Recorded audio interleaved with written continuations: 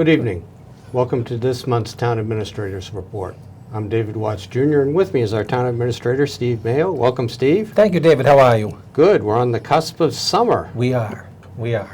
And also with us is Rick Stinson, who for many years now has been our Director of the DPW.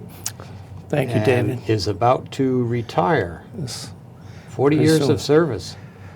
Actually 43, but 40 in the retirement system. So it goes back a long time. Well, we're changing that it has to be 45. Yeah. So he's got to put in, another 5 years. Are we changing? We discussed I that. was just going to say, we are we discussed changing that this last before night. the 30th? Yeah. So, Yeah. It's so a lot of changes have come down the pike in that time. there have been, a lot of good ones. There's also been some difficult times with financially for the town that, and when you work through those, people, you always look at the big things you accomplish, but getting us through those times was probably a huge satisfaction element for me, because you have difficult times, you're trying to keep things together, and you want the town to succeed. So, Sure. It was not enjoyable, but at the end of the day, it was very satisfying to be able to steer us through those difficult times. And of course, the important thing is you are a Wakefield native. Yes. You did decamp for Danvers for a little while, Yes. but you started out in the MGLD.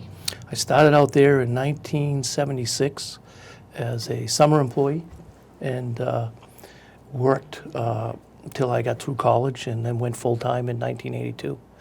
And left there in 88 and went over to Public Works with Dick Boudiette, who... I remember Dick Boudiette very well. Right, one of the, best decisions I ever made, because he was great to learn from and great mentor. And then went to Danvers in 94 and came back in 2001. So... To go back to the MLD, now I'm not sure everybody knows that one of your projects was building a room in the basement of what with them was the MLG building on Albion Street. Now my question is, that room is still there. I'm not sure how functional it is. But was that the pink room? And did you paint it pink there, or did that happen? No. That happened well after me, yeah. So, yeah. But it is kind of funny when we're going through there a few years ago when the town took it back, and Rick says, this is one of the first things I did in employment of the town was I built out this room for the summer. So There was no space in there, and that's obviously why they left. It just wasn't functional. But so they had to put an office downstairs, and so. But to have the MGLD in one space works a lot better anyway. Oh yeah, Yeah. absolutely it does. Yeah. But the DPW, of course, has changed over the years that you've been involved, not only, with the projects around town, but the technology too. Yeah, and a lot of things. Technology has changed a lot. It's made a lot of things easier. It's made a lot of things more time-consuming, because now that you have that technology, everybody wants more. So you spend a lot longer pulling some stuff together, information, things like that. But overall, it's really benefited us. We can easily look up, whether it be data on snow plowing operations or engineering, a whole bunch of issues. We can easily get that information and utilize that, and that's important.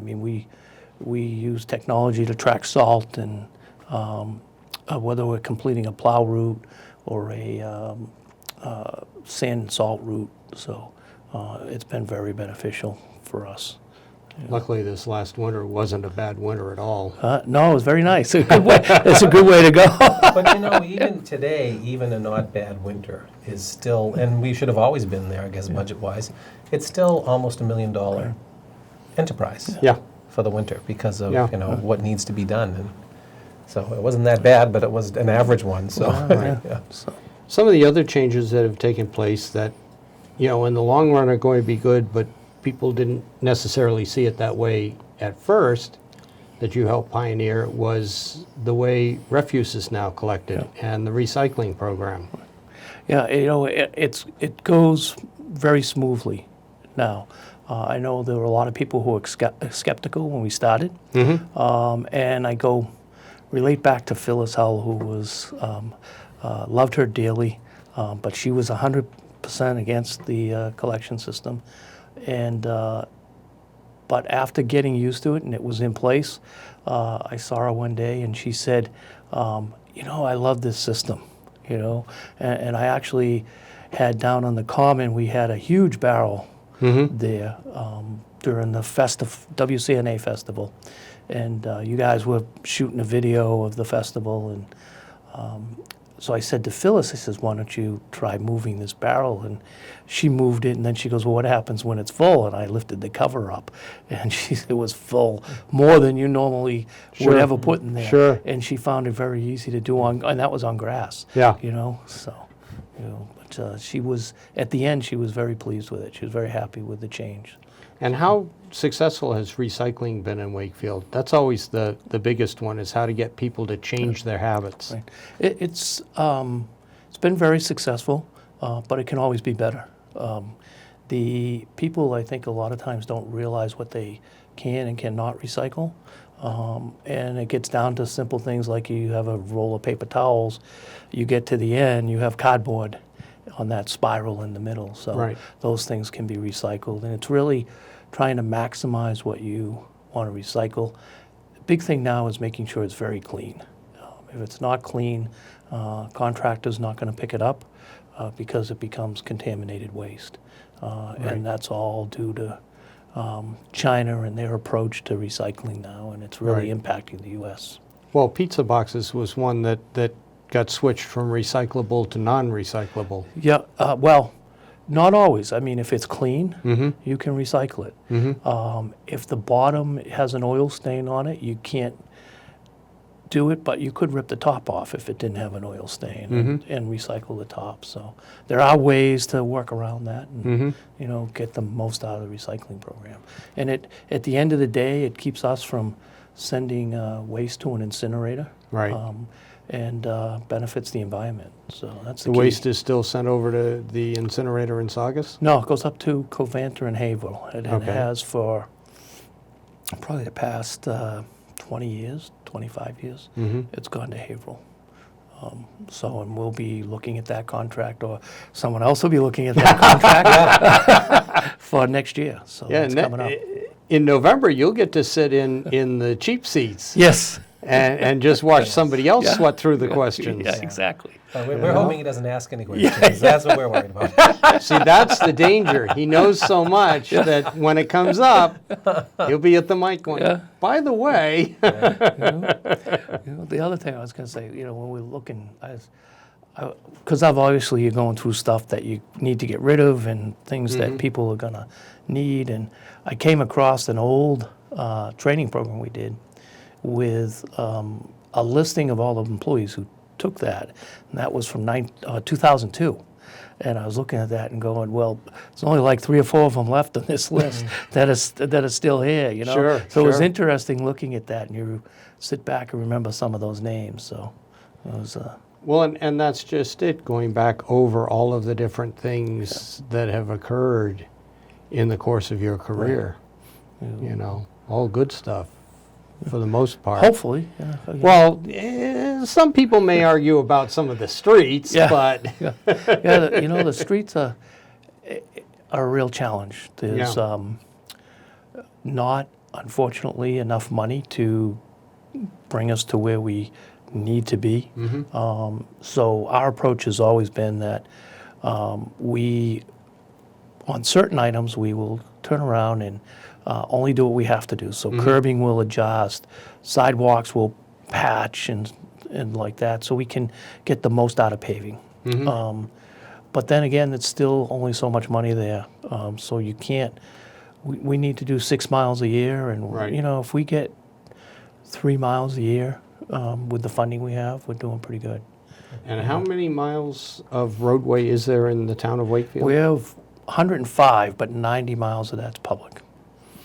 So 90 miles we need to maintain. So it's really on a 15-year cycle. Years ago, pavement would last 20 years. Because of the amount of oil they now put in the pavement and a lot of the recycling material they put in it, it doesn't last as long as it used to. It's a challenge to get a lot of life. And there's so many utility cuts now. Right. Because everyone's building and redoing. And the utility cuts are the worst thing you can do to a road, is to do a utility cut and hope the road's going to last. Just Yeah. doesn't. Just the two don't go together. So, Yeah. you know. The other program that's worked out really well is the yard waste program down at the pit. Yep. It's worked out very good. I mean, we implemented that back in 1990, and we have continued that since then. And it's been very beneficial to the residents. You know, we have compost. You get a permit, and this compost there, you can take that out, and you can bring down leaves and brush. We don't take construction debris or anything else, but leaves, brush, grass clippings, you can bring down. You know, and a lot of people, we probably have 2,500 people a year that will buy a permit for the pit. So, or yard waste site. I Yeah. hate using the He word says pit. yard waste site. Yeah. Well, everybody calls it the pit because Yeah. that's what it's always been known Right, as. yeah. And what's interesting in the yard waste permit, and I would get a kick out of this, and Rick and I have talked about this over the years, is that, you know, economies are changing, costs increase, and unfortunately, you know, things have to go up in price, whether Sure. it's your taxes, whether it's your water and sewer bill, whether it's, you know, permits to get rid of white goods and things like that. The yard waste facility fee is what, $25 a year now? $25 a year now. And a few years ago, when we moved that up from like what $10. from it was you thought the world was caving in. That was the worst increase. I will never do it again. It was the a year we had two increases. We ended up with, because of the MWRA, a mid-year sewer increase that was over $1 per 100 cubic feet, a huge increase. And we wrote a letter to go out to all the customers. We had two questions from people. But on the yard waste permit, which price had been set in 1990, Right. and so it hadn't increased in, I think at the time it was like 15 years. I probably had over 500 people call in for that yard waste permit. The other one, two questions. And, Yeah. Yeah, that and the water. yeah. And the water, of course, has been an issue since we became part of MWRA. Because previously we were more or less on our own with Crystal Lake. No, we've always been a part of the MWRA, which goes back into the probably 40s, and maybe even sooner than that. We would get it out of Stoneham. We had a water tank in Stoneham. We still own the property. That was the one you could see from across Crystal Lake, wasn't it? Or It was on that- Green Street. I don't think you could see it from Crystal, but Yeah, okay. it was on Green Street and Stoneham, Okay. not Wakefield. Yeah. And the one that you can see from Crystal Lake is Upland Road Okay. in Wakefield. That's ours. So that we would always get water there. There's reports that go back to the 20s where they were always talking that we could not supply our own water. Why? We did not have the ability. Well, we have a couple things. We have a slow sand filter system, which there's a limited amount you can bring through there, through the system effectively. It's also our withdrawal limit's 211 million gallons a year. So we can do about a third of our water supply. Yeah. In an emergency, we can supply the entire town for a short duration. So if we had to shut off the MWRA, we could do that. But realistically, we only take about a third of what we need from that. And a good example is last year in July into October, we had a manganese problem at the lake, so we shut the lake down, took more from the MWRA, and so we need that supply. And we're very, we probably have one of the best setups around. We have 3 connections to the MWRA and our supply, so we never have to worry about if one goes down or and where we're going to get the water from. Sure. And we have interconnections with all other towns if we needed to do that. And we've never had to turn on the others. We've supplied the other towns in emergencies, but we haven't had to take it back the other way. So. Well, the big emergency that occurs is, what was it, 2010, when they lost that major pipe from Quabbin Reservoir. Right. And we shut the MWRA completely off. And we supplied Wakefield for 2 weeks, because I only have two operators. For 2 weeks, they worked pretty much, 12 on, 12 off, and supplied the entire town while that was going on. So, and that worked out pretty well. So, but it is hard. I mean, you can only have people work so long, and Sure. Sure. We had the pleasure, Rick, of working on a lot of projects, you and I, over the last 20 plus years. And I'm going to miss you a lot, and you know that, but I know where you are and I can call you. And I will call you. He's not leaving town. But going through some of our projects that we did, what was your favorite one? Oh, my favorite one. We did schools, we did fields, Yeah. we did... I think there's been a bunch. One is the rebuilding of all the sewer stations. I mean, we had sewer stations that go back over 40 years old, and sewer stations generally last 30. And so it shows how well we maintained them, but then they at some point they reached the end of their useful life. We're finishing up, we're going to start the last one probably in a month. And that one will be all done. And they'll all be good for a while. But the other one that really was enjoyable, I mean, Steve went to school here, I went to school here. I went to school here when they were putting the addition on the on this building for the high school. So I was here in 8th grade, left for a year and came back in 9th grade. So to be able to rebuild the fields, both Beasley and Landrigan, the tennis courts, the track, the field house floor, all of things that I utilized when they were brand new. That was very satisfying to bring that all back to When the I was conditions. here, this was the junior high. Yeah, so I like to joke that I'm probably I'm one of the few who spent 5 years here, and I didn't stay back. That's his story, anyway. Yeah. You don't made the know. transition. Yeah. Yeah. I'd have to agree that love the Galvin project, but I think this one was a little bit special. And I think some trivia would be who scored the first 2 baskets on the new floor in the field house. And that would be us. That would be Stinson and Mayo. We're on the field up at Landrigan when the new field was laid, and Rick was on there, and they're talking about it and they're laying it out and it's being striped for all the different sports. Sure. Well, while he's up there, a member of the permanent building committee who's walking the site is getting into a screaming match with a member of one of the booster organizations because that person didn't want other sports striped up there other than the sport that he was interested in. So he calls me up, you gotta hear this, and he has the phone out there. They're screaming at each other, and I'm laughing hysterically on the other end, and he's laughing up here. So we managed to have a little bit of fun too. Oh, of while we're course. doing them. But it is a great facility to watch a game because with the stands on the other side, you have a great view, whether it's you're looking at the field or you sitting there during halftime and you're looking out over stuff. So it's a great view, great venue for all activities up there, whether it be youth sports, high school sports, the band, other activities. It's just a great venue. So Sure. Absolutely.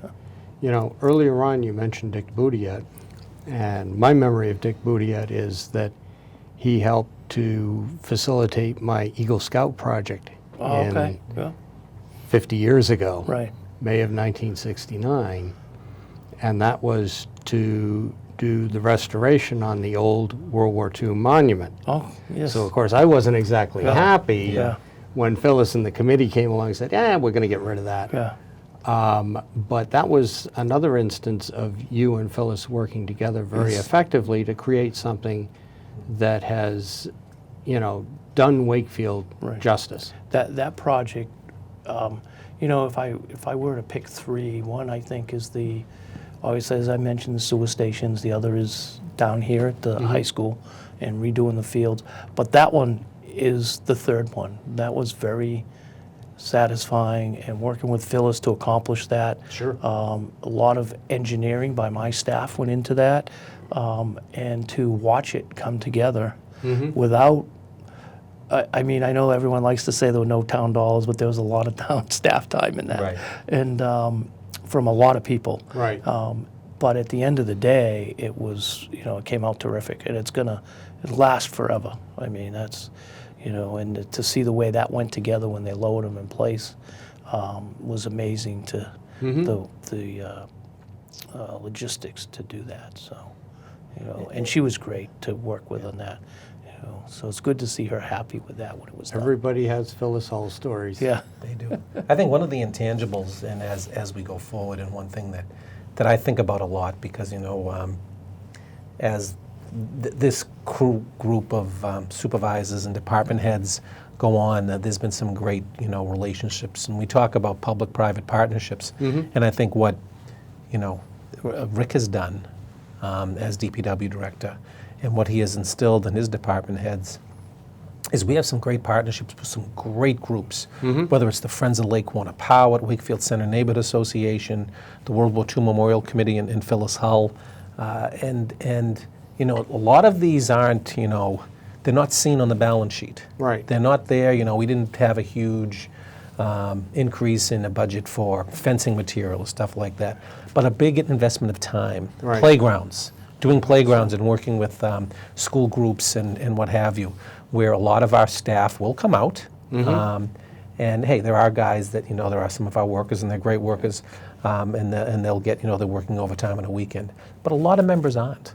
And, Rick being one of them out there, and, if we're out there holding a piece of pipe, putting it in, for the nice rails around the lake. Sure. And people say, well, how did this happen? Well, this was a partnership between the town and particularly DPW director and a private group. And I think those are the things that I think about a lot. Yeah. And that really is that cohesiveness. That's the legacy. That's the legacy that someone like Rick Stinson brings. And it's Right. and it's fabulous. And I look at that doesn't exist everywhere. No, it doesn't. And- And another one that the three of us were involved in was the emergency management group. Right, exactly. And a lot of camaraderie, a lot Yeah, of laughter, yeah. but a lot of serious work Right, went into right. establishing an emergency operations center, to establishing a way to communicate emergency situations to the populace, and now we have an emergency director. So, Yeah. And I think what that does is as you work with these groups, Yep. and they have the ability to do things that we can't. They have the ability to do some fundraising. They have the ability to do things like that. When Right. town cannot do that. Our fundraising is raising taxes. Right. Right. And we're not going to, we don't like to do that. So when they go out and do that, and they come forward and say, listen, we'd like to work with you on this project. And there's a project that's going to be coming up, going in front of the town council Monday night. And we as a booster group, as a town community, I guess they are a booster group. They booster on the lake, you call it that.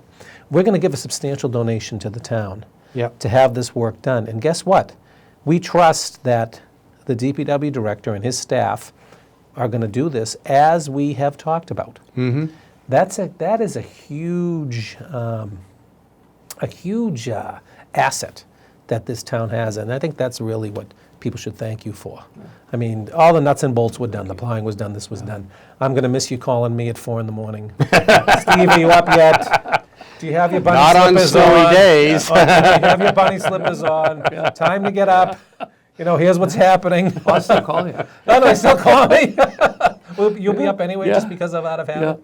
As Steve mentioned on the group things, and we have so many, I think we're so fortunate in that, even though it's sometimes difficult to manage them all. Yeah. But a lot of towns don't have that, and I don't want to mention them all because there's been so many, some that exist now, some that don't, and I don't want to miss anyone. So talking about some of the projects that have happened, which people don't realize. Right. There are some very expensive, very supportive projects. The irrigation of the Upper Common, you know, was done through fundraising from a private group. The town hall irrigation. All the benches around the Upper Common were done by one group. All the benches around the lake were done by another group. Yep. You know, the fencing on North Ave that was just replaced. Not North Ave, I'm sorry, Church Street. Church Street, yeah. Just replaced. One year we put in over 100 trees. That was all a donation Right. from fundraising that a group did. And the list could go on and on and on. There's so many, the Moulton Playground, the park that was rebuilt with that group. And they raised, well, I think over $200,000. So there's just so many groups that have done things and contributed, and working with them Right. to accomplish that is very satisfying. You know, it's great for the town. Right. It's great for them, and you know, at the end of the day, you have something to be proud of. So. What are you looking forward to in retirement? Anything special? Oh, well, I'll put it. My wife said to me, she goes, "You are not going to stay home and mess up my schedule." So I will end up doing something. What it is, I don't know. It probably will not be full time, but I will stay active in public works some way. Also, we'll do a lot of traveling, play a lot of golf, which has suffered the last, you know, so many years. Yep. You know? I can attest to that. Because mine have too.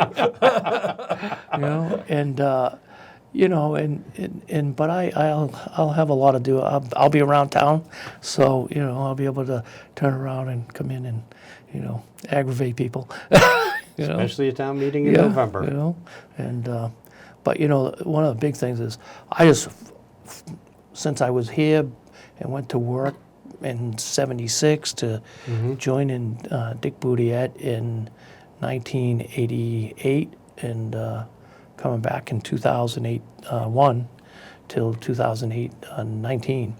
I just want to thank all of the employees that have co-workers that have worked with me, all of the volunteers, Steve, Tommy Butler, and Dick Boudiette, who unfortunately, Tommy Butler and Dick Boudiette are not Aren't with with us. us anymore, no.